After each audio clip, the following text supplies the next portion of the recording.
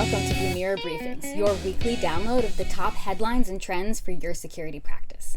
I'm Julie, in for Zoe, and we're going to look at 3 security stories that caught our attention this week, and more importantly, what they mean for MSPs and the businesses they support. Let's get started.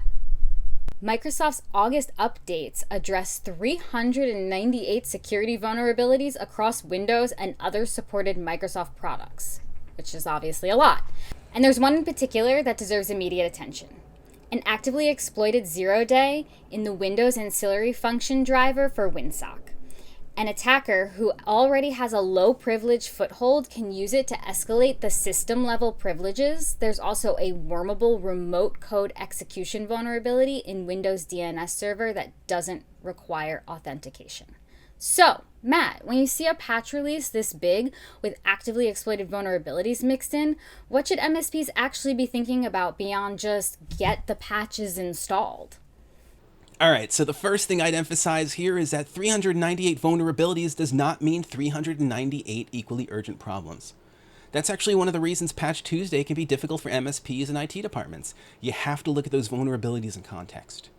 In this case, we have an actively exploited privilege escalation vulnerability, and we also have a Windows DNS Server vulnerability that can potentially be exploited remotely without authentication. Ugh. Those immediately rise to the top of the list. Man, that's cringe.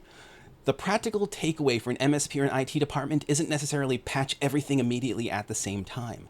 It's making sure your patch management process can identify vulnerabilities where risk is materially higher, and then move those clients through remediation quickly. And this is also where having good visibility across your client base matters. If Microsoft releases a patch containing hundreds of fixes, you don't want your response to be manually figuring out which clients might be affected. You want to know which you have, what you have, where it is, which systems are exposed, and whether the appropriate remediation actually happened. That right there is the difference between having a patching policy and actually having a patch management process. Right, because patch everything sounds simple. Figuring out what needs attention first across all of your client environments is the harder part. That's an important distinction because with this many vulnerabilities arriving at once, prioritization becomes just as important as having a patching process in the first place. Next up is a vulnerability affecting VMware vCenter. Threat actors are actively exploiting a recently patched critical vulnerability, CVE-2026-59310, which has a CVSS score of 9.8. The vulnerability can allow an attacker with network access to the vCenter server to execute arbitrary code. And potentially even more concerning, successful exploitation can give an attacker persistent remote access to the virtualization infrastructure. So, Matt, why is compromise of vCenter itself such a big deal, and what should an MSP be looking for after they've patched an affected environment? vCenter is an interesting target because it's not just another server sitting somewhere in the environment. It's a part of the infrastructure used to manage the virtual environment itself. So, if an attacker gets the ability to execute code there and establish persistence, the concern isn't simply someone compromised a VMware server. At that point, you're talking about an attacker gaining a foothold in a position that gives them significant visibility and control over the virtual infrastructure.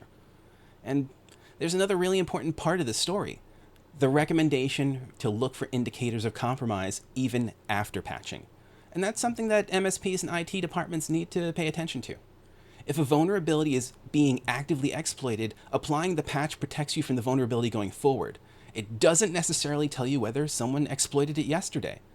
So, the response shouldn't end with "we installed the update," because there should always be another question, and that should be, do we have any reason to believe the system was already compromised?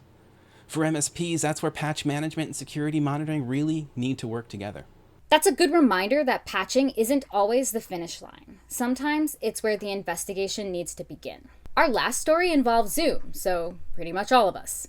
Zoom recently patched a critical vulnerability known as Zoomsday. The vulnerability could allow a malicious meeting participant to execute arbitrary code on another participant's computer without the victim having to click or interact with anything. It affected Zoom clients across Windows, Mac, iPhone, Android, and Linux. So all of us. Zoom has released updates addressing the vulnerability, and users are being urged to update. Matt, zero-click vulnerabilities always get people's attention, but what does that actually mean for the average MSP and SMB? Is that something they should be worried about once they've applied the update?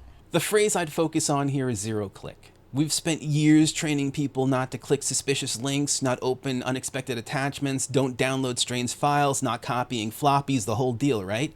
Those are still good rules, but zero-click vulnerabilities remind us that sometimes the application itself, the app, is the attack surface, not the person, right?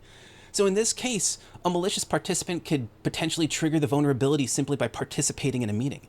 The victim did not have to click a link or install something on their own. And well, because Zoom is so widely used across businesses, this is exactly the type of vulnerability where an MSP or an IT department should be thinking about coverage. Do your clients or your users have Zoom? Which versions are deployed? How quickly can you verify that they've been updated? And most importantly, can you demonstrate that you've checked? That's the larger lesson here. We can't eliminate vulnerabilities from the software our customers, our clients, our coworkers use. But what we can do is make sure we know what software is deployed, understand which vulnerabilities represent meaningful risk, and have a process for getting those vulnerabilities addressed quickly. That's a great place to wrap things up.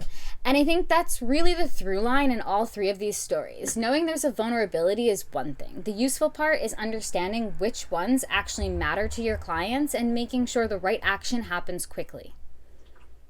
Thanks for joining us, and we'll see you next time here on Blumira Briefings.